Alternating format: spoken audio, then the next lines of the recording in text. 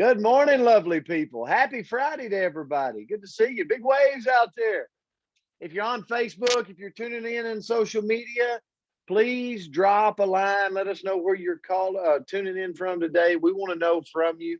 We always like to hear where I see Wyoming's in the house coming in. We've got Utah in the house. Missouri is here today, loud and proud. And so our word for today is ego. Ego as we go into the weekend.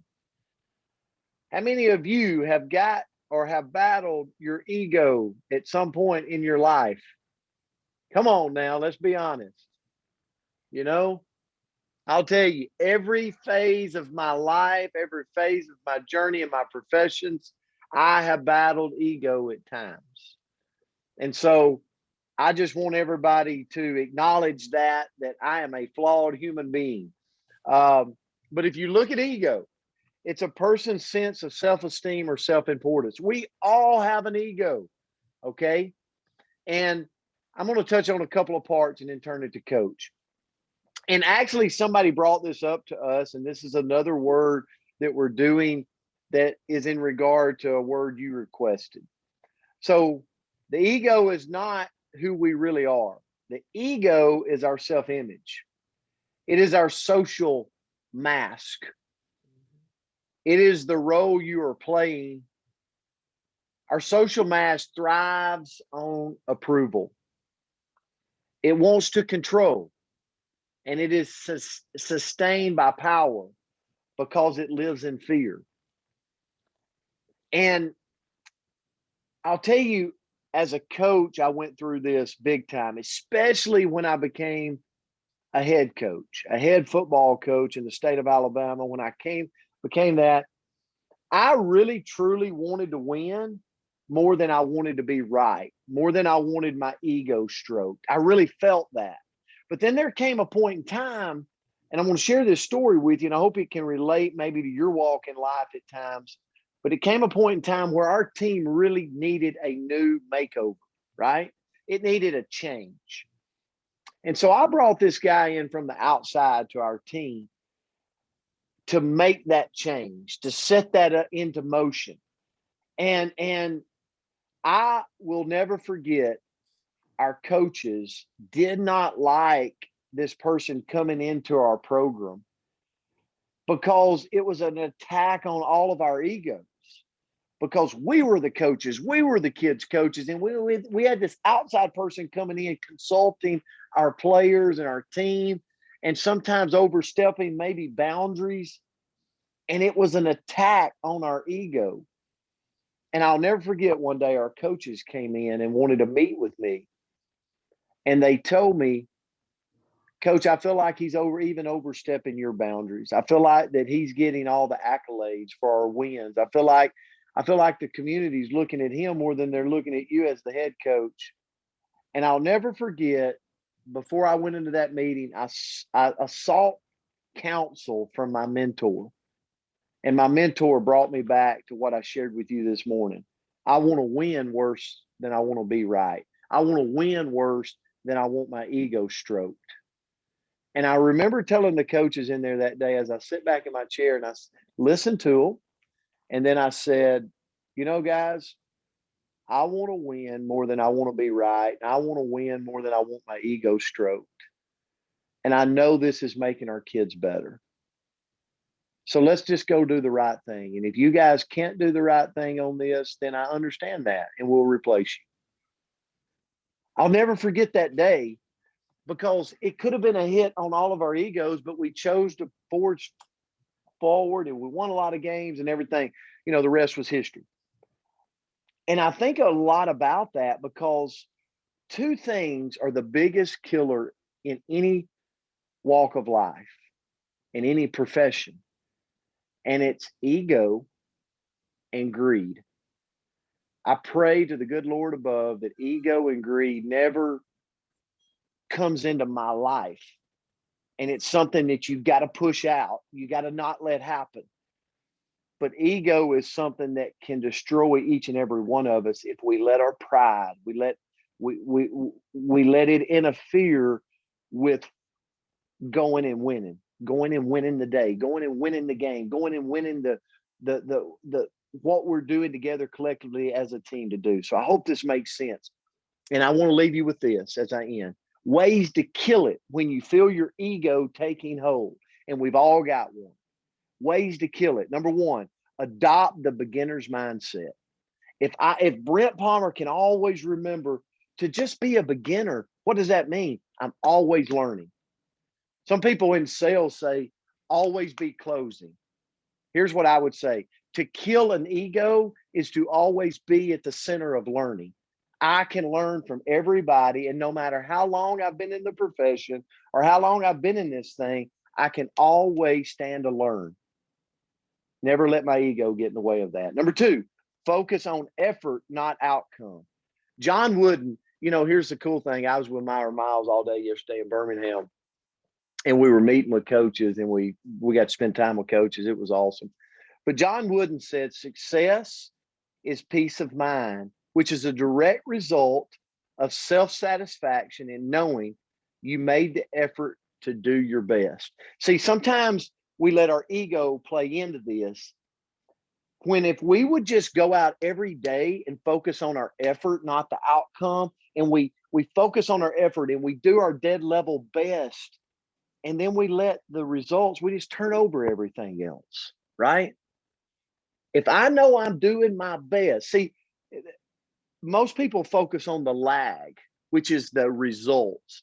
But if we would focus on the efforts, if we would focus on that, in our profession, in my profession of network marketing, it's inviting, it's sharing, that's the key. And if I focus on that and let the results take care of itself, I'll build as big of a business as I want to build.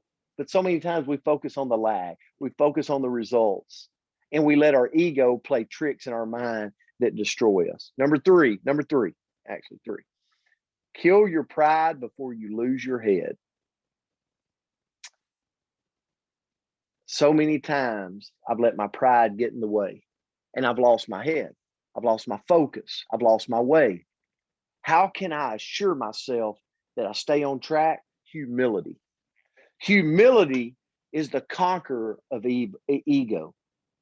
So anytime you're feeling your pride and your ego getting attacked a little bit, try to be more humble. Try to use more humility, and it will kill that ego that could possibly send you off spiraling in a different direction than you want to go. Coach, I'll turn it to you.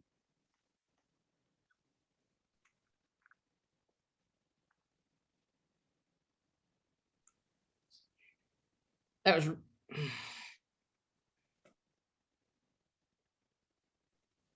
You're good. Me? Okay. Got you. That was really good, Brent. And when he sent me his notes this morning on this, all I could send him was the big boom emojis because it was so powerful. So I hit about 3 or 4 of those to him, telling him how good it was. So thank you. And, a lot of the things I could say and duplicate what Brent said, but I'm going to add just a couple of more things that I hope will resonate with you and try to help you to understand things that, ego is a big thing with all of us, and we battle it all the time. I know I have in my career, I do right even now, and as I'm going in another direction. But, our true self, I had a friend of mine tell me this, our true self is who we really are when we're 5 years old. Have you ever thought about that statement? That's our true self. And what ego is a thing that wants you to be right. It wants you to impress, that wants to stand out. Here's an example. Like when I speak in front of a group, and some of you have done that, small or large groups, when you're wanting only to impress the group you're speaking to, if you go into it thinking, I gotta impress them, if you go into it only wanting to impress them, y'all, that's our ego.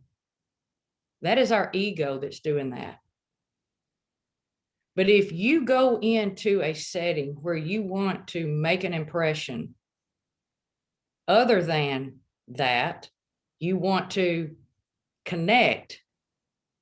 That's your true self. You don't get near as nervous when you're trying to connect because that's your true self. If you're trying to impress, and your heart almost gets out of control because you're worrying about things that you really can't control. And that, so, a lot of us are pet lovers. I'm actually looking to get an animal in the next few months myself again, because I had 2 precious cats that died. But have you ever thought about how pets improve our mental health? You hear that all the time. They improve our mental health. They have no ego. They show us how to love unconditionally. There's just never any ego there.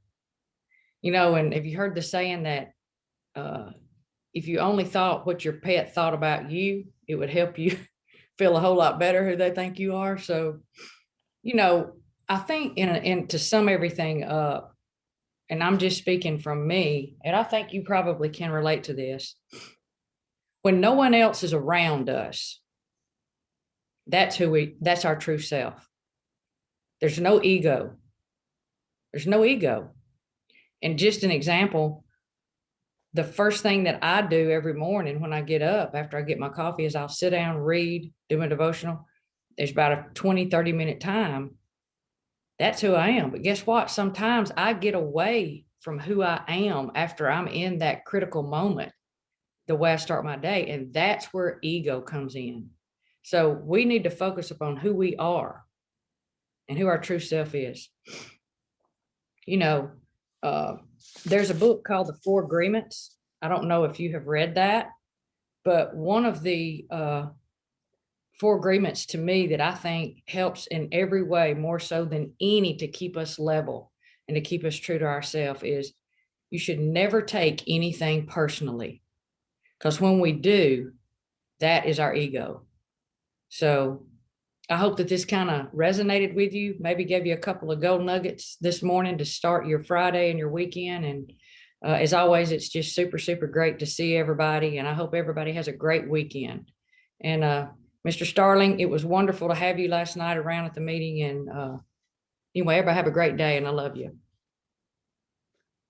Coach, thank you so much for that. And this was a great word going into the weekend. And guys, we appreciate you. This week has meant a lot to me, just being on this every day. I know it has to, Coach Myra. And we drove to Birmingham yesterday, and a lot of you were in our talks as we communicated back and forth with each other, just how special you are to us. So have a great weekend. God bless. We love you. And we'll see you back on Monday. Bye, guys. Have a great weekend. Thank you. Thank you. Have a great weekend.